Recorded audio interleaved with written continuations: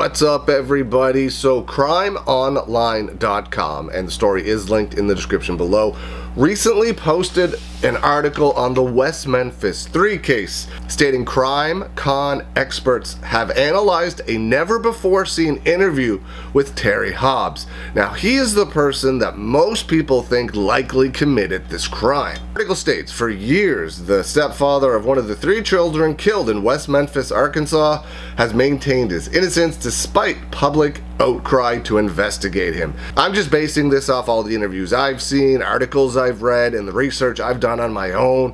But if I had to make a guess, I would allegedly say that Terry Hobbs is indeed the person that committed this crime. Everything, in my opinion, allegedly points in that direction. It states during a special presentation at CrimeCon 2022 in Las Vegas, former New York State prosecutor joined Truth and Justice podcast host Bob Ruff and investigative journalist George Jarrett to take a deep dive into a conversation Jarrett previously had with Terry Hobbs. Hobbs was the stepfather of Stephen Branch, one of the boys that was found murdered in 1993 in West Memphis.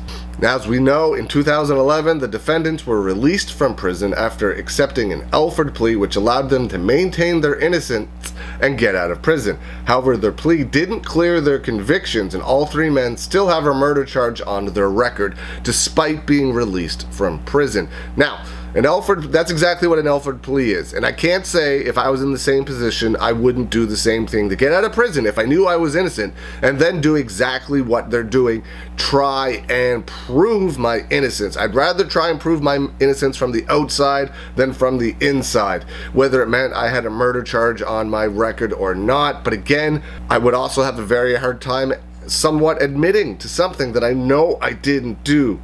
But I do think I would also accept that Alford plea and work on my case from the outside. It states in Jarrett's interview with Hobbs, one of the biggest red flags was that Hobbs waited until around 9 p.m. to contact the police and report the child missing, despite no one seeing Stephen for hours. When Hobbs finally contacted the police, he did so from a payphone, even though the boy hadn't returned home at 4 p.m. as instructed, and neither had Christopher or Michael. There's a quote in the article that states, Terry did not tell me who he was calling until he completed the phone call and came out to the car. Terry told me at the time, sometime after 9 p.m., that he called the police to report Stevie was missing. I understood that Terry had not previously called the police to report that Stevie was missing. And the article goes on from there.